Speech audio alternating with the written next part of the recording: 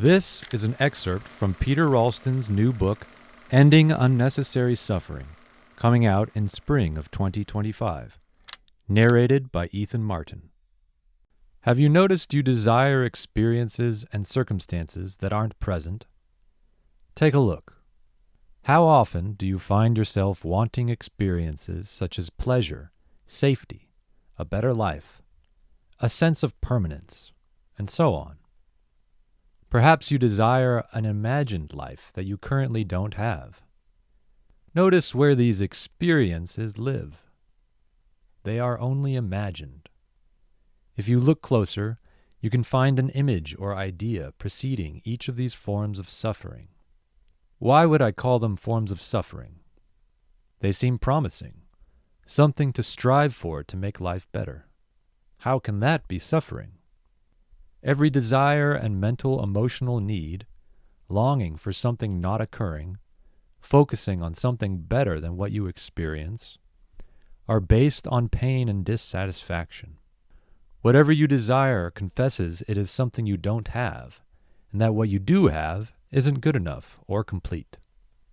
But the dynamic I am pointing to is much more specific and grounded than the rather abstract, albeit true, general notion that desire creates suffering. This form of suffering is pretty much unique to humans because it is generated by a complex of conceptualizations. Worried about something? What has to happen in order to worry? You must create the idea and imagination that something not yet occurring could go wrong. Dissatisfied with life? Again, you must create the idea that life could and should be some other way than what you experience. Feeling unworthy or worthless? Among other things, besides having the concept that worth somehow applies to your existence, you have to compare yourself to something imagined that doesn't exist.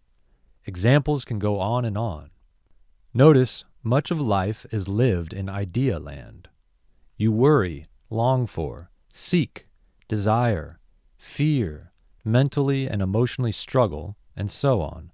And all these and many more are based solely on ideas, concepts, on figments of mind you generate and think are real. Again, at this point you may be fretting or jumping to conclusions. These are among the activities that create suffering, by the way. But hang in there. It will all become grounded and clear as the communication unfolds. To get a better handle on how much suffering you create solely through conceptualizing, again, notice that most creatures, like a swan or rabbit, have none of this form of suffering. They have no idea that there could be more to life, or that it's possible to have any other experience than what they are having. They don't imagine anything not perceived. They have no idea of a better experience or world, nor do they suffer the idea of death or loss. They have little to no social complications, communication problems, misunderstandings, imagining what others think about them, the meaning behind a sentence or action, and so on. Notice they don't suffer so much of what we suffer. They don't worry or fret like we do, or fear the future, or crave anything not available. They don't imagine that they are somehow flawed or less than they should be. Remember the three-legged dog? Such objective maladies in these creatures don't seem to produce any disturbance at all because of them. Notice or imagine the difference between ours and their experience, and the degree of suffering they don't seem to have, simply because they don't have the complex conceptual ability that for us tends to run amok. Of course, we like to think the simple creatures are just ignorant, and we are so much smarter and can do so much more. But seriously consider, what is the more we are doing? What in this more is unhealthy, ineffective, and creates suffering? We don't usually consider this reality and proceed with our more, ignorant of all the activities that generate unnecessary suffering, thinking it is all necessary and simply part of the package that gave us our superpowers to begin with.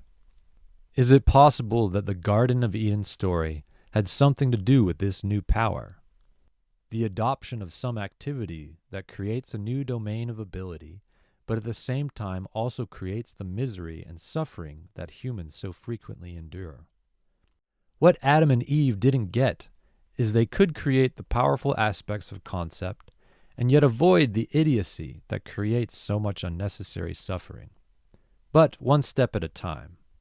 We'll get to how to do that later, after we understand the foundation reality that makes it possible. Life is what happens to you while you're busy making other plans. John Lennon. Ending Unnecessary Suffering is coming out in March 2025. To get on the pre-sale list, check the link in the description.